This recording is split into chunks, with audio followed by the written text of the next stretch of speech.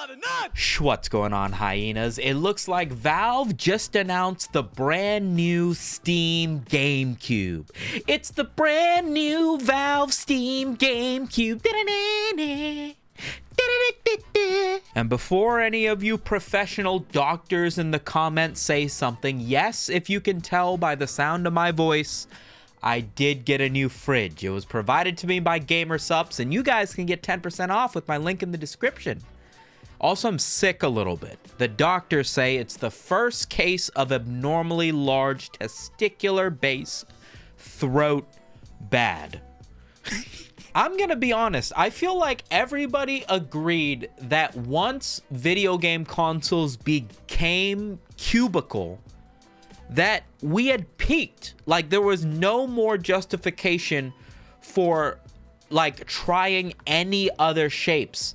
Abnormally large rectangles, handheld devices shoved into ports and hubs. Are you fucking stupid? Equilateral sides adjusted to be cubical, and that's peak gaming performance. Why did we ever move away from that? Look at this, right? Look at this. It's a cube, and then you use it to play games. What did they call it? The Nintendo GameCube. You looked at this thing, and you were like, I get it. I understand. The controller plugs into it. I put in the memory card. I give it the disc, and it gives me the Super Mario Sunshine. Like, it's so straightforward. It basically named itself. This thing was the GameCube before it was even conceived. Like, somebody drew a square, and fucking Tony Nintendo or whoever was like, you know what? I got an idea here. And then Valve was like, hey, why did we ever fucking change this? Let's revert to the cube, which is ironic because their first foray into gaming consoles was the handheld, seemingly mimicking the Nintendo Switch, which in and of itself was an evolution of the cube. I'm not considering the 2015 Steam Machine as a Valve console. Like, I don't even think they made that. I think other people made that, and it was like them trying to, you know what I mean? That doesn't count. Their first thing was the Steam Deck because it was good. If it was bad, it doesn't count. Because fucking Nintendo gets to just erase the Virtual Boy from all of history and pretend like they didn't fucking make that thing. So I'm giving Steam the benefit of this. But look, I cannot listen. In a world where the GameCube already has existed, should I be this excited about a game console simply based on the fact that it's cubicle? No. And yet, look at this. First of all, explain to me why none of the promotional material has like 12 of these things stacked on top of each other. Did they only make one? Look at this fucking form factor. A 6-inch cube.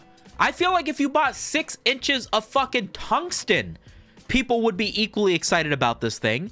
And yet this thing is like the size. Do you know what 6 inches is? You remember those tower fan coolers? You know what I'm talking about? These things?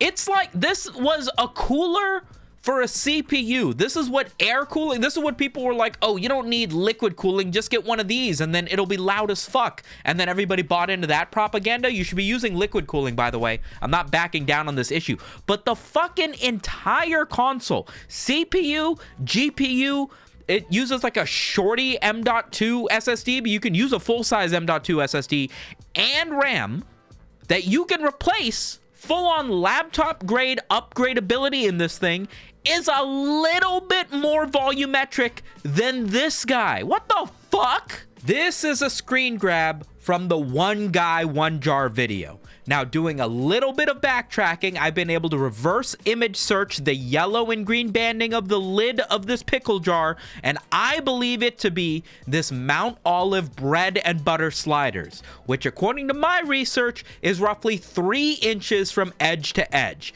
That's about half the width of one of the sides of the Steam Valve GameCube. So you would not be able to fit it in your ass, or at least that guy wouldn't be able to. I don't know the dimensions of your ass specifically, but it's still pretty impressive in terms of gaming capability, not in terms of filling your ass capability. I don't think they optimize for that. Nerd shit. Look at all of this nerd shit. Uses a semi-custom AMD Zen 4 architecture. It's got 12 threads, but it's running a 30-watt TDP. Obviously, the thing's got to fit in a cube, right? So if it's running at almost 5 gigahertz, but it's only about 30 watts, are we working with a mobile processor? Does it matter?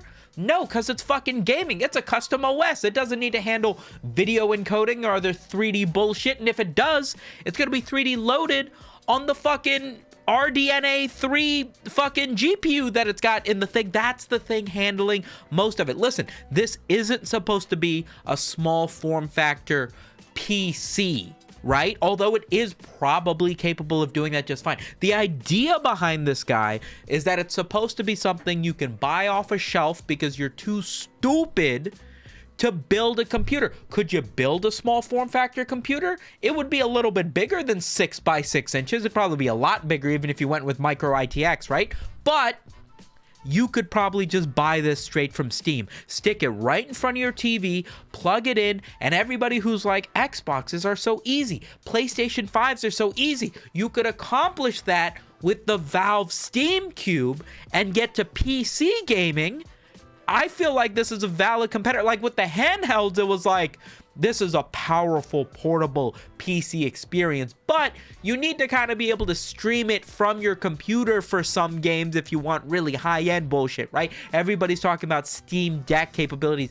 This thing can sit in front of your TV. This is a legitimate competitor to the fucking Xbox GameCube or the PS5 Cube. So often, I would find myself in groups of people playing video games, and we'd all be playing like Apex Legends or Counter-Strike or League of Legends or something, and we'd all have friends, right? We need 5 fucking people to play. 4 of us all have proper gaming computers, no problem. And then we've got one idiot, one fucking full-time working student, dad, whatever the fuck, who's trying to play with us on his fucking work-issued Microsoft Surface Pro 3, and he's like, guys, I'm getting 12 fucking FPS in the game. I can't play with it. And we'd all be like, dude, just build a fucking computer. And they'd be like, I have thousands of dollars, but I don't know how to build a computer. And we're like, dude, just watch a YouTube video. It takes like half an hour. We will take you to the computer store. We can do it for you. And they're like, no, it's so scary. I just want to buy one thing and plug in one thing and then play. How am I going to do that? Boom, solution. Who's gonna go and buy a random fucking laptop for $900 and then randomly have a laptop in the house? That's not aesthetic. That doesn't have a fucking removable faceplate with customizable bullshit. You can have your graphic artist wife with all of her tattoos put her fucking artwork on the front of your thing, and now suddenly it's not an awkward eyesore in your living room. It's the fucking GameCube. Okay, so immediately there's a couple things that I think go hard as hell. I've watched 5 or 6 videos of like IGN and Dave 2D and everybody who've had their hands on this thing, and they've all talked about how quiet it is. And I've never really cared that much for the acoustics, the decibel readings of something that's got one fucking fan in it. Like, it's not like it was gonna be that loud to begin with, right? Plus, this thing is designed to be the equivalent of like a home game console. It's not even gonna be sitting next to you and your microphone. It's gonna be sitting way up there next to your fucking TV, and then you're just fucking, you know what I mean? It's not even gonna be near you. But they all say it's quiet, which means they did pay some attention to the thermals of this thing. And as much as I meme it, 6 by 6 inches is like, I mean, think of like a toaster. It's like the size of a toaster. It's not microscopic, right? It's not a handheld. It's not a Mac Mini or a Intel Nook or something like that, right? It's substantially bigger than those. So obviously it's got a little bit more space to play with its thermals, right? But I don't know, if it was 8 by 8 inches and it gave you the performance of like a 5080, like we could do 8K gaming on it, then it'd be fucking crazy. But I think number one thing when they were designing this was they were like, listen, we have to make it probably cost about the same as getting a brand new Xbox 720 or a PS7 67 PS. You know what I mean? Like, it's got to be the price of the other at-home game console. So they haven't said anything about the price. My guess is the entry-level one of these things is going to be $800 or $900. That's what I'm thinking. With the recent tariffs and fucking Super Mario Sunshine 64 now costing $157 with a Nintendo Plus subscription, they probably will be able to get away with this thing being $899. I think if this thing is $699, that would be crazy. I think it'd be crazy for $699. So, like I said, the things that have me excited about this thing, right? They're claiming 4K gaming at 60 FPS, which is like, you're probably playing on a controller, right? You're probably playing on a controller and you're probably playing on your fucking TV. Does it make sense to try to aim for 120 FPS to match 144 hertz refresh rate when you're probably playing on a fucking TV? Probably not. So 4K 60, I think, is the right thing to aim for here. If you end up getting 30 FPS in fucking Grand Theft Auto 6, do you really give a shit? Probably not, because you're playing on your TV. But the biggest things here, upgradable RAM, to my knowledge, I'll double check as I'm looking through, upgradable SSD, right? So it comes in a 500 gig NVMe SSD or a 2 terabyte NVMe SSD, right? So you could buy the cheapest version of this guy, and you could upgrade the SSD to get like a 4 terabyte, you know, Samsung Evo drive in there or something. Probably wouldn't save you that much money because it's still going to end up running you like $200, $300, right? And you could have every fucking game. You could have every fucking game saved onto this thing. And I should really check if you can upgrade the RAM on this. I can't speak to if you can upgrade the RAM on this, but it does come with 16 gigs even on the base model, completely independent of the VRAM. So that's fine. DisplayPort out on the back. HDMI, I'm assuming HDMI 2.0. I'm assuming that's a USB 3.1. So if you could drive a monitor from that, you could get 3 screens off of this, which is a stupid use for this. But if you wanted something to sit on your desk like it's a speaker and power all 3 of your monitors, you could do that with this guy. I don't know why you'd want to do that instead of just building a computer, because this thing's probably going to run you like $1,000 anyway, but it's feasible. But the important thing is that it can plug into like a full-fledged TV, or if you're somebody who's got like 2 TVs, like somebody who's got like, you know, like a working coding TV and then like you watch football or whatever on the top, you could power both of them and have them run off of your Steam Cube. All right, I found a report by Eurogamer that evidently was either able to take one of these apart or is just more confident in the specs that they're putting down, and they confirm that the RAM that is in the Steam GameCube is laptop SODIMM RAM, which is upgradable. So if it's got 16 gigs in it, I still can't confirm how many slots are in it for some reason, but I'm going to assume it's 1 in case it's 2. So you could bump this thing up to 32 gigabytes of RAM on a single DIMM by just buying 32 gigs of laptop RAM if you wanted to. You can upgrade the shorty M.2 that's in it into a full-size M.2 and get 8 terabytes of fucking storage if you wanted to. And while the USB-C is a Gen 2 3.2, which means that you would be able to convert it to DisplayPort and drive a third monitor, you don't need to do that because I'm fucking stupid. The DisplayPort 1.4 that's on it has daisy chaining, so you could just connect a monitor to the DisplayPort, daisy chain a second monitor to the first monitor, and then connect a third monitor to the HDMI and drive 3 monitors that way. But that USB-C is still capable of driving video, so you could do 4 monitors off of this thing for no fucking reason whatsoever, but you could. I think it goes hard aesthetically. And I feel like that's stupid to say, because like, think about the amount of memes that the PS5 Pro got for looking like Seto Kaiba, right? The Xbox 360s have all fucking looked the same. I feel like I got an Elite back there. They're all like hourglass figure. Like, why are my game consoles trying to be sexy? They should be fucking industrial, brutalist game consoles. They should be giant fucking tungsten cubes. I really feel like they knocked it out of the park, and I don't think they were trying to. I think they were just trying to maintain the aesthetics of like the form factor of fan cooling and like, you know, intercooling and like the coils and the cables and like the way that they just want to stack everything, the way that would allow airflow to just flow through this thing. They were like, let's just make it a small box, because PC desktop towers are boxes, and yet they got this tungsten cube aesthetic that you can fucking customize. Like, look, they got fucking faceplates on this thing that have like fucking like the fuck, I'm not gonna find it while I'm scrubbing through, but they got like fucking like Valve fucking Half-Life. You can make this thing look like a companion cube. Like, what the fuck? That's so cool. They got an all-new Steam controller, right? This thing's wirelessly charging in a way, but like, personally, I think it's hella ugly. I would prefer to use my Hello Kitty keyboard. Maybe that's just me, but it's a controller. You got to get your hands on one of these things to really feel like if this is going to be the way to go. It looks like it's going to be kind of heavy. I feel like the lack of ability to have your fingers wrap around the bottom of it, because that bottom chin comes down so much, it's gonna feel like I'm holding like a fucking, like a, I don't even know what to describe it as, like a phone? You know what I mean? Like, it's gonna be, it's not gonna have the area for my pinkies to wrap up under it. Or maybe they thought of that and my hands will sit lower than I think. I don't know how much ergonomics went into this thing. Who gives a fuck, right? The really cool thing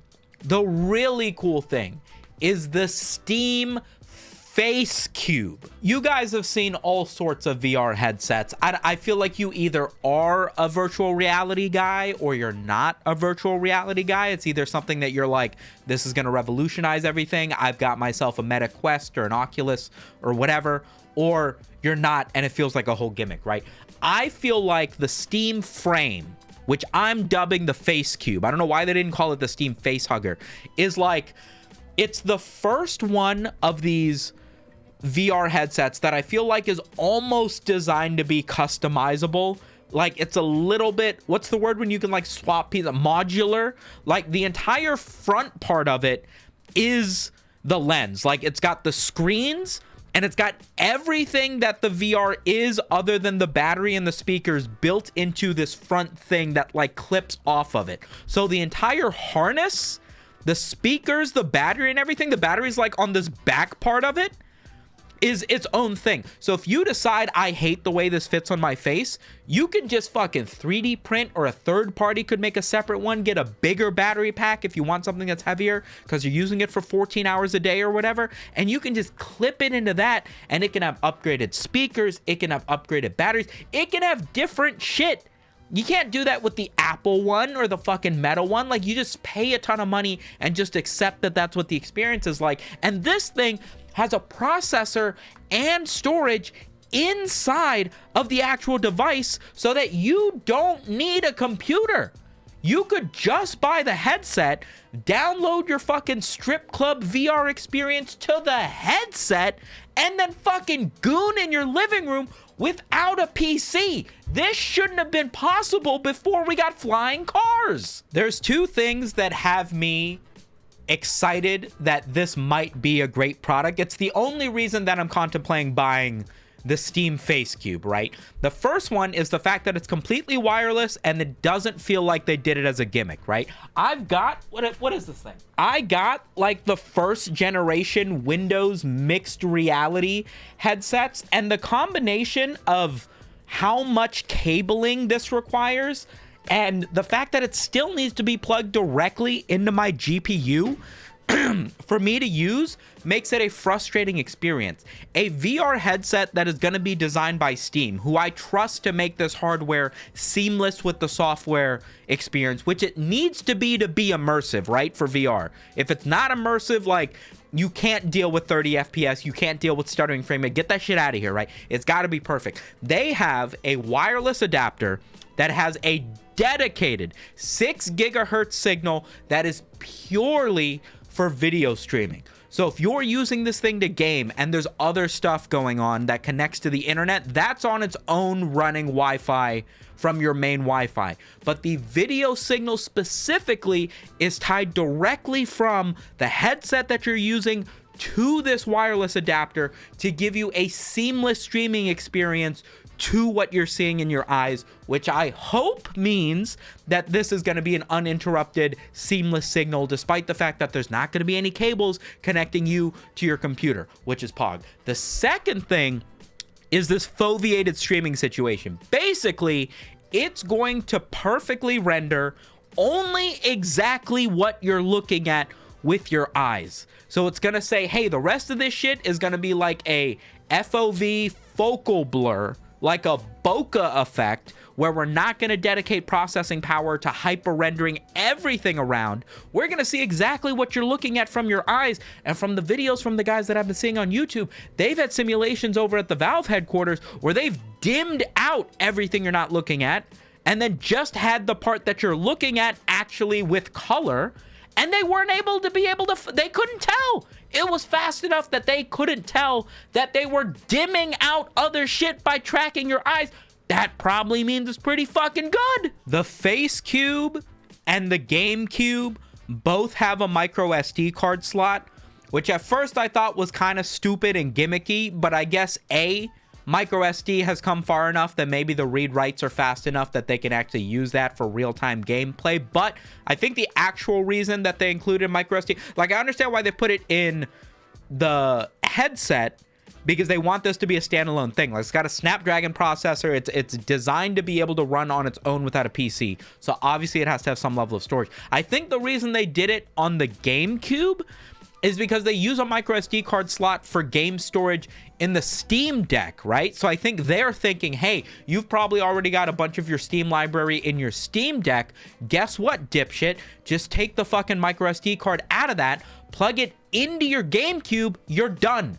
No downloading, no having to move over your library. You're fucking done. You can start playing tomorrow, except it doesn't release until next year. So you can start playing next year with the micro SD card slot. But I can't overemphasize the fact that you can stick a full-size M.2. Like, you can get real storage in it. I don't know why you would, like, settle for a micro SD card, but maybe some people do who I don't fucking know. I don't buy a lot of shit nowadays, primarily because I'm broke, but also because not a lot of hardware excites me. I actually didn't go out of my way to purchase a Steam Deck just because I didn't feel like I did that much on-the-go gaming.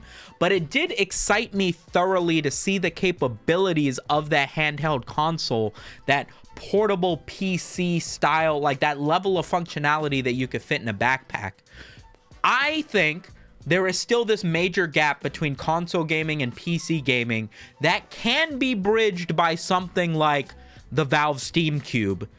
If the price is right, if the Valve Steam Cube ends up at $1,000, I do not know if I'd be able to be like, yeah, people are going to buy this thing as a gaming alternative to the Xbox or the PS5 Cube, right? But if it is $700, if the baseline 16 gig, 500 gigs of storage is $699, I think that is a competitive, hey, maybe instead of getting an Xbox, I just get this thing. I'll be able to play with my PC friends, and then you'll get more people who'll be able to play new stuff on PC. It could, like, make a huge thing in the market. Plus, even just people who want, like, to be able to play their PC game. Like, I would consider one in my living room. I wouldn't stick a whole computer out there, but something that small, get myself a Valve controller, maybe be able to do some VR bullshit and be able to do it in my living room where I have more space, just to be able to get up out of my fucking dungeon of a man cave of an office. That sounds kind of nice. Let me know what you guys think down in the comments. This shit was announced like 5 hours ago, and I just wanted to spew out some of my thoughts. Let me know what you guys think down in the comments, and I'll catch you guys on the next one. If anybody wants to buy me a fucking Valve Steam Cube, my fucking, please, I'm open to it. Thank you. Bye-bye. Spisu.